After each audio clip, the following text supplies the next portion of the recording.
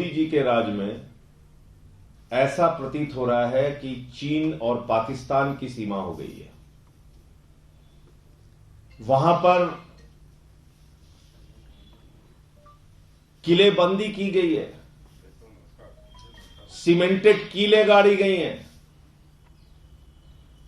ऐसा व्यवहार किसानों के साथ, अन्नदाताओं के साथ किया जा रहा है जैसे वो आतंकवादी हैं, इस देश के देशद्रोही हैं, गद्दार हैं। और भारतीय जनता पार्टी का जो रवैया उनके प्रति है, पिछले 75 दिनों से किसान आंदोलन पर है, उसके ऊपर आंसू गैस के गोले छोड़े गए, उसके ऊपर पानी की बौछारें की गई, बूढ़े किसानों की आंखें फोड़ दी गई। 80 साल, 70 साल, 75 साल के किसान पकड़ पकड़ के जेल में डाले जा रहे हैं, उन पर मुकदमे किए जा रहे हैं। गुरमुख सिंह जी जो एक्स आर्मी मैन है, 80 साल के किसान, उनको उठा के जेल में डाल दिया। इतनी जुर्म, इतनी जाति, इतना अत्याचार करने के बावजूद इस सरकार में रहम नाम की, दया नाम की एक इंच मात्र भी कोई चीज नहीं बची। कल भी सदन के अंदर हम लोगों ने हल्ला किया, आवाज उठाई किसानों की, और आज आम आदमी पार्टी ने अकेले देश के सर्वोच्च सदन में, राज्यसभा में किसानों के मुद्दे को उठाया और हमने ये कहा कि पहले किसानों के मुद्दे पर चर्चा कीजिए और इस बिल को वापस लीजिए, क्योंकि किसानों की यही मांग है। वो इन तीनों काले कानूनों को वापस कराने के लिए पिछले 75 दिनों से बैठे हैं, लेकिन भारतीय जनता पार्टी की सरकार को उनकी पीड़ा नहीं दिखाई दे रही, उनका दर्द नहीं दिखाई दे रहा। 97 साल के एक किसान बैठे हुए हैं गाजीपुर बॉर्डर पे, ईलम सिंह, जिनके दो बेटे फौज में हैं। वो कह रहे हैं मुझे उग्रवादी कहा जा रहा है, नक्सलवादी कहा जा रहा है। वो कह रहे हैं अंग्रेजों से ज्यादा जाति हो रही सरकार में। और आज सदन के अंदर जब मैं किसानों की आवाज को उठा रहा था, एक ही मांग कर रहा था कि चलो इतना जुर्म कर लिया, 165 किसानों ने अपनी शहादत भी दे दी, कम से कम उनके मुद्दे पर चर्चा तो कर लीजिए। इन तीनों काले कानूनों को अब तो वापस ले लीजिए। लेकिन सरकार का तानाशाही रवैया, कुछ भी सुनने को तैयार नहीं, कुछ भी सुनने को तैयार नहीं। कहते साहब राष्ट्रपति के अभिभाषण में आप किसान के मुद्दे पर भी बोल लेना। अजीब बात है, इतने बड़े आंदोलन पर अलग से चर्चा नहीं हो सकती, इन बिलों के वापसी की बातचीत अलग से नहीं हो सकती। राष्ट्रपति के अभिभाषण में तो 50 मुद्दे रहते हैं, कह रहे हैं उन 50 मुद्दे पर बोलिए और उस पर किसान पर भी बोल लीजिए। ऐसा आखिर क्यों? और अकेले आम आदमी पार्टी ने इस विषय को उठाया। हमने कहा पहले संसद में किसानों के मुद्दे पर चर्चा होनी चाहिए, पहले संसद में तीनों काले कानूनों के वापसी पर चर्चा होनी चाहिए, पहले संसद में किसानों को देशद्रोही कहे जाने और गद्दार कहे जाने और आतंकवादी कहे जाने पर चर्चा होनी चाहिए, पहले संसद में 165 किसानों की शहादत पर चर्चा होनी चाहिए। लेकिन सरकार ने हमारी बात नहीं सुनी। और जब आज चेयरमैन साहब बार बार आम आदमी पार्टी के सांसदों पर कार्रवाई करने की बात कर रहे थे, तो उन्होंने नेता विपक्ष और कांग्रेस पार्टी के नेता आदरणीय गुलाम नबी आजाद जी से भी कहा कि आर वी हेल्पलेस। तो मुझे अफसोस हुआ कि कांग्रेस पार्टी के नेता एलओपी सदन के अंदर आदरणीय गुलाम नबी आजाद जी ने कहा कि हमने जो कहा था, जो तय किया था, हम उसके साथ खड़े हैं। मैं पूछना चाहता हूं, कांग्रेस और बीजेपी ने आपस में क्या तय किया है? आपस में तय करके वो क्या करना चाहते हैं? किसानों को न्याय कैसे मिलेगा? क्या डील हुई है? क्या बातचीत हुई है? क्या आपस में तय कर लिया है? क्या कांग्रेस इस बात से सहमत नहीं कि किसानों के मुद्दे पर अलग से चर्चा करके तीनों काला कानून वापस होना चाहिए? क्या कांग्रेस इस बात से सहमत नहीं कि किसानों के मुद्दे पर, उनके ऊपर हुए जुल्म और उनके ऊपर हुए एफआईआर के मुद्दे पर अलग से चर्चा होनी चाहिए? राष्ट्रपति के अभिभाषण में 50 मुद्दों पर चर्चा के साथ एक मुद्दा किसान का चर्चा कर लो, इससे ज्यादा हास्यास्पद और इससे ज्यादा लोकतंत्र में तानाशाही का कोई उदाहरण नहीं हो सकता। तो आज जो सदन की कार्रवाई है और चेयरमैन साहब ने एलओपी साहब से जो सवाल किया कि क्या सदन आम आदमी पार्टी के लोग नहीं चलने देंगे, उस पर जिस भरोसे के साथ आजाद साहब ने भरोसा दिलाया कि जो हम लोगों ने तय कर लिया है हम उसी के साथ खड़े हैं, तो मैं पूछना चाहता हूं कांग्रेस और बीजेपी ने क्या तय किया है? आज वहां 3-3 सांसदों को मार्शल उठा के हम लोगों को जबरदस्ती करके बाहर ले जा रहे हैं और पूरी की पूरी कांग्रेस पार्टी खड़े होकर तमाशा देख रही है। कोई आवाज निकालने के लिए तैयार नहीं। ये क्या है? ये इस बात का संकेत है कि किसानों के मुद्दे पे आपस में गुपचुप कांग्रेस और बीजेपी की कोई बातचीत हो चुकी है, जिसके कारण से उतनी मुखरता और प्रखरता के साथ कांग्रेस पार्टी विरोध दर्ज कराने में, किसानों का मुद्दा उठाने में, किसानों के मुद्दे पर अलग से चर्चा कराने में नाकाम और विफल साबित हुई है। जहां तक आम आदमी पार्टी का प्रश्न है, हमारे नेता दिल्ली के मुख्यमंत्री अरविंद केजरीवाल जी ने उस वक्त भी किसानों का साथ दिया जब 9 स्टेडियम उनकी गिरफ्तारी के लिए मांगे जा रहे थे। उस वक्त भी साथ दिया जब उनको पानी की, बिजली की, वाईफाई की, उनके बीच में जाकर उनको सहायता करने की जरूरत थी। उस वक्त भी साथ दिया जब राकेश टिकैत जी के आंख से आंसू आए, उनके पानी और बिजली बंद कर दी गई।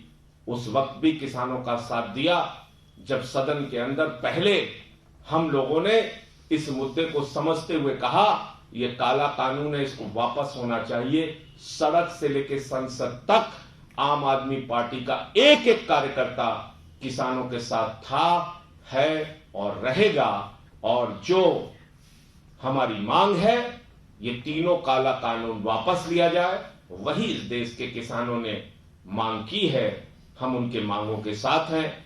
और आज जिस प्रकार से जिंद की महापंचायत में राकेश टिकैत जी ने साफ तौर पे कहा कि कांग्रेस की पंजाब की सरकार ने कहीं ना कहीं केंद्र की भाजपा सरकार का साथ देने का काम किया, यही बात हम लोग एक नहीं 1000 बार कह चुके हैं कि कैप्टन अमरिंदर सिंह की सरकार दरअसल भारतीय जनता पार्टी के इशारे पर नाचने वाली सरकार है।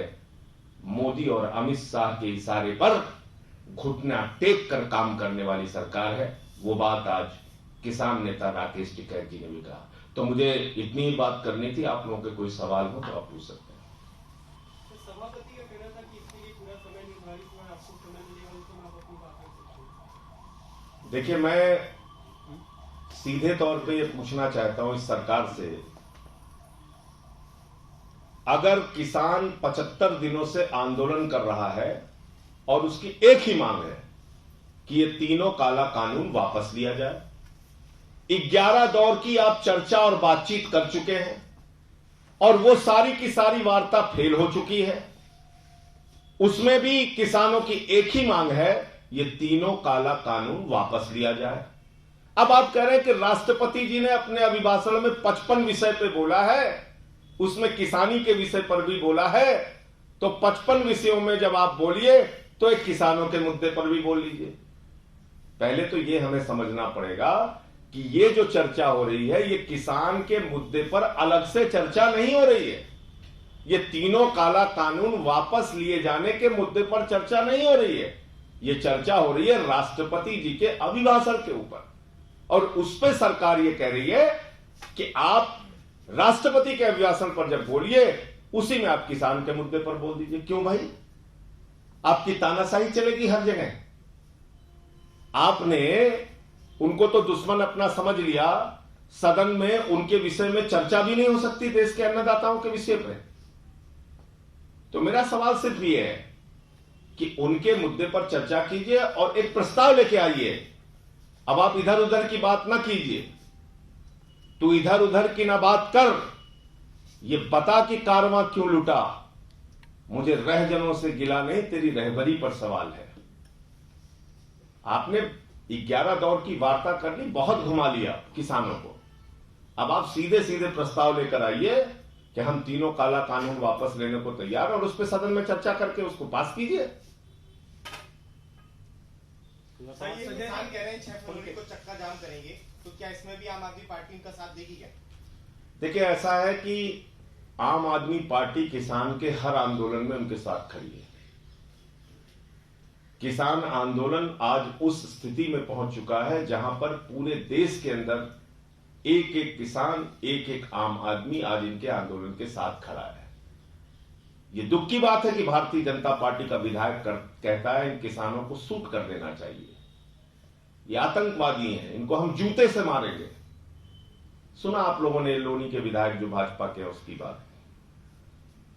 लेकिन जहां तक आम आदमी पार्टी का प्रश्न है, हमारे नेता अरविंद केजरीवाल जी और हमारी पूरी पार्टी पहले दिन से किसान आंदोलन के साथ खड़ी थी, है और रहेगी। पहले आपने घोषणा कर दी थी, इस बार भी आप घोषणा कर रहे हैं कि ये चक्का जाम होगा या फिर ये जो प्रदर्शन होगा इसमें शामिल होगी आप? उसके बारे में औपचारिक घोषणा पार्टी आपस में बातचीत करके तब करेगी। इससे दूसरा सवाल ये है कि अंतर्राष्ट्रीय स्तर पर सोशल मीडिया पे काफी चर्चा चल रही है किसान आंदोलन को लेकर, और जो फिल्मी सितारे हैं भारत के, वो इसे लेकर आप ट्वीट कर रहे हैं कि इंडिया अगेंस्ट प्रोपोगेंडा। इसे किस तरह से आप देखते हैं? देखिए, ऐसा है, जो फिल्मी सितारों का आप जिक्र कर रहे हैं वो भाजपाई सितारे हैं, वो फिल्मी सितारे नहीं है।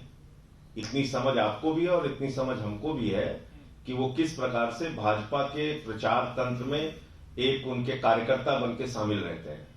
जहां तक अंतर्राष्ट्रीय समर्थन का प्रश्न है, हम अपने आंतरिक सुरक्षा के मामले में, हम दो देशों के मुद्दे पर कभी भी कोई अंतर्राष्ट्रीय हस्तक्षेप नहीं चाहते।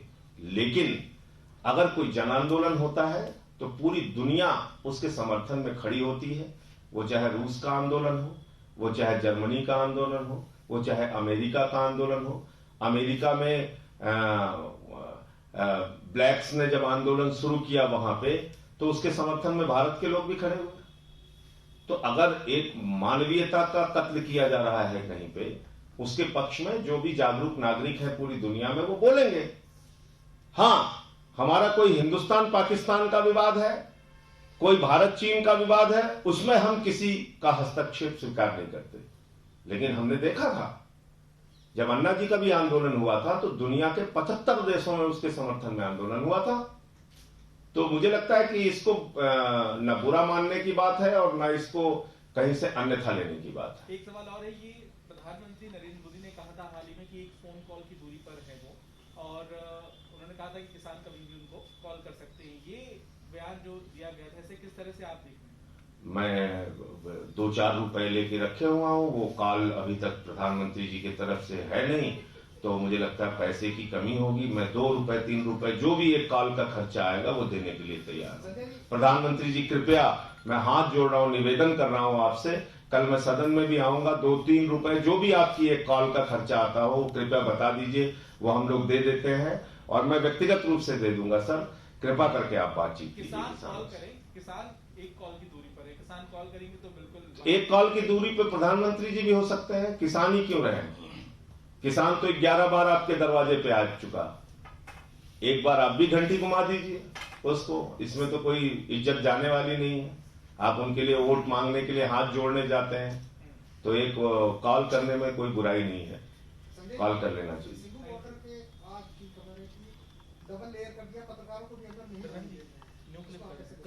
मैंने आपसे कहा तो ऐसी परिस्थितियां उसी समय पैदा होती हैं जिस प्रकार के कटीले तार लगाए जा रहे हैं, 12-12 इंच के वहां पे कीले गाड़ी जा रही हैं। ये ऐसी परिस्थितियां उसी वक्त पैदा होती हैं जब देश का शासक अपनी जनता को अपना शत्रु और दुश्मन मानने लगता है। उसी समय ऐसी परिस्थितियां पैदा होती हैं जो आज हमें देखने को मिल रही हैं। आप कह रहे हो कि हम एक कॉल की दूरी पे हैं, इतनी आत्मीयता दिखाने लगते हैं आप, तो फिर ये कटीले तार और इतने बड़े बड़े कीले क्यों गड़वा रहे हैं आप? अपनी दहशत बनाने के लिए, डराने के लिए उन किसानों को। Thank you. नमस्कार, मैं हूं मानक गुप्ता।